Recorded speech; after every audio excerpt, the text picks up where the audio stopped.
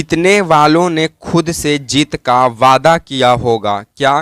कि जीतने वालों ने खुद से जीत का वादा किया होगा और फिर हारने वालों से कुछ तो ज़्यादा किया होगा।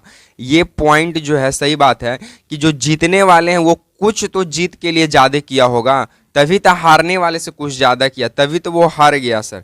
हेलो नमस्कार साथियों, आप सभी को टारगेट विद नित्यम के इस चैनल में दिल खोल करके स्वागत है। जैसे मैं आपको लगातार पता चल रहा है कि इस चैनल से जीके जीएस का सीरीज दिया जाता है जो सभी परीक्षाओं के लिए महत्वपूर्ण होने वाला है। आप जिस भी एग्जाम की तैयारी कर रहे हो, अगर उस एग्जाम में जीके जीएस का सवाल बनता है तो उन सभी परीक्षाओं के लिए वीडियो महत्वपूर्ण होगा। महत्वपूर्ण होने का कारण क्या है कि यहाँ पे जो भी सवाल जीके जीएस के कराए जाते हैं वे सभी PYQs रहते हैं, यानी प्रीवियस ईयर पर आधारित प्रश्न रहते हैं और उन्हीं प्रश्नों का हम यहाँ पे फुल डिस्कशन कराते हैं और उससे रिलेटेड जो भी ऑप्शन है या फिर उससे संबंधित जो भी आपके एग्जाम में प्रश्न पूछ चुका या फिर जिसकी पूछने की संभावना बनती है उन सबों प्रश्नों का यहाँ पे फुल डिस्कशन कराया जाता है। तो पहले आप वीडियो देखिए, अगर आपको वीडियो पसंद आता है, अगर आपको कंटेंट अच्छा लगता है तभी वीडियो को लाइक कीजिएगा, तभी शेयर कीजिएगा, तभी चैनल को सब्सक्राइब कीजिएगा। अन्यथा आप वीडियो को अनलाइक, डिसलाइक और अनसब्सक्राइब कर जा सकते हैं, इसमें कोई दो राय की बात नहीं है। चलिए आपकी ज़्यादा समय की बर्बादी नहीं करेंगे क्योंकि जीवन का सबसे अनमोल चीज़ ही हमारा ... क्या है वो आप जानते ही हैं। चलिए सबसे पहला सवाल से आपको हम मुलाकात कराते हैं। सबसे पहला सवाल ही आपको कुछ स्क्रीन पे इस प्रकार नज़र आ रहा है और बोलता है क्या कि एसेज पुस्तक के लेखक कौन है। एसेज नामक जो पुस्तक है ये SSCMTS ने 2019 में सवाल ये पूछा था कि एसेज पुस्तक के लेखक कौन है। आपको बता दें कि जो एसेज पुस्तक है इसके लेखक है मॉन्टेग्यू। कौन है? एक सेकेंड। ऐसे जो आप पुस्तक देख रहे हैं इसके लेखक कौन है? मॉन्टेग्यू हैं। मॉन्टेग्यू देखिए लिखने में थोड़ा दिक्कत होगा क्योंकि हमारा कलम जो है थोड़ा आज थोड़ा डिस्टर्ब में है ये, ठीक है, तो आप समझिएगा। एसेज पुस्तक के लेखक कौन है? मॉन्टेग्यू हैं। बाकी कुछ महत्वपूर्ण पुस्तकें की बात करें जो हमारा SSC जो है SSC में भी पूछा जा चुका है और रेलवे में भी ये सवाल पूछा गया था। तो पहला महत्वपूर्ण पुस्तक बनता आपका कि डिवाइन कॉमेडी पुस्तक के रचनाकार कौन है। तो डिवाइन कॉमेडी जो पुस्तक है इसके रचनाकार डांटे नहीं दांते हैं। कौन है? दांते हैं। एक सेकेंड, कौन है? दांते हैं, दांते, ठीक है, ये इसका आंसर हो गया। डिवाइन कॉमेडी पुस्तक के लेखक कौन? डिमाइड कॉमेडी पुस्तक के रचनाकार कौन है? दांते हैं। एक महत्वपूर्ण पुस्तक पूछता है पैराडाइज। ये ऐसा कोई एग्जाम नहीं जिसमें ये प्रीवियस ईयर में ना पूछा हो कि पैराडाइज लास्ट पुस्तक के रचनाकार कौन है। तब पैराडाइज लास्ट पुस्तक के रचनाकार मिल्टन है। कौन है? मिल्टन है। तो तीन पुस्तक यहां से आप याद रख सकते हैं। एसेज पुस्तक के हैं मॉन्टेग्यू, डिवाइन कॉमेडी बुक के हैं दांते और पैराडाइज लास्ट बुक के कौन है? मिल्टन है, ठीक है। तो यहां से ये सवाल को आप ध्यान में रखिएगा, SSCMTS के द्वारा ये सवाल पूछा जा चुका था। चलिए हम लोग नेक्स्ट प्रश्नों की ओर हम लोग आगे बढ़ते हैं।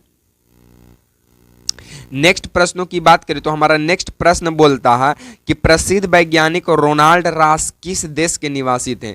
ये रेलवे ग्रुप D में ये सवाल पूछा था कि प्रसिद्ध वैज्ञानिक जो रोनाल्ड रास हैं ये किस देश के निवासी हैं। तो जो रोनाल्ड रास जो वैज्ञानिक हैं ये हमारे इंग्लैंड के निवासी थे। कहाँ के निवासी थे? इंग्लैंड के निवासी थे हमारे, ठीक है। बाकी कुछ महत्वपूर्ण वैज्ञानिकों के बात बोलें तो इनसे सवाल बोलता है कि कौन प्रसिद्ध वैज्ञानिक जो थे वो किस देश से बिलोंग करते थे। जिसमें पहला आपसे सवाल पूछता है कि फ्लेमिंग और हॉकिंस। हॉकिंस का कुकर भी आता है, तो फ्लेमिंग और हॉकिंस ये दो वैज्ञानिक कहाँ से बिलोंग करते हैं? तो इंग्लैंड के रहने वाले हैं। फ्लेमिंग और हॉकिंस कहाँ के निवासी हैं? इंग्लैंड के। रोनाल्ड रास भी कहाँ के हैं? इंग्लैंड के। साथ में दूसरा सवाल पूछता है कि बॉन बेयरिंग और रॉबर्ट कोच किस देश के वैज्ञानिक हैं। तो ये जर्मनी के हैं। बॉन बेयरिंग और रॉबर्ट कोच किस देश के निवासी हैं? जर्मनी के निवासी हैं।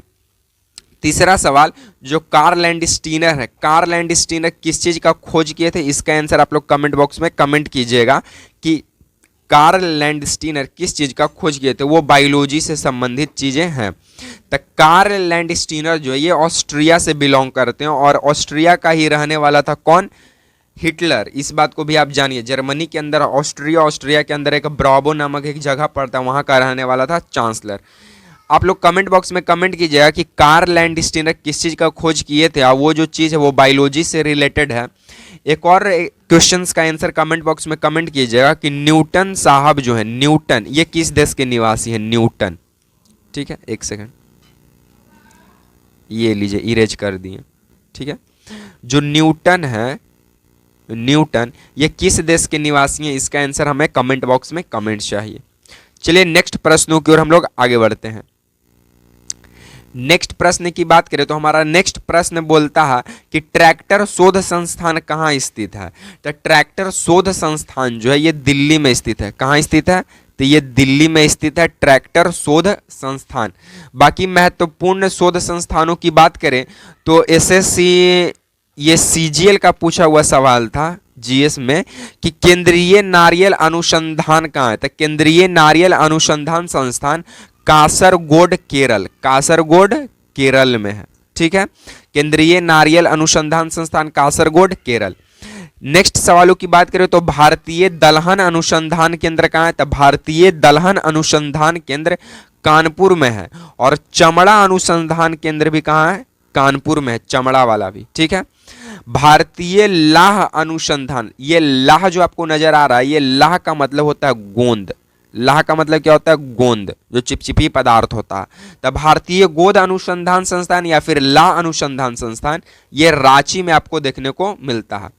और एक महत्वपूर्ण सवाल, फसल शोध संस्थान कहाँ है। तो फसल शोध संस्थान सबौर भागलपुर में स्थित है, फसल शोध संस्थान।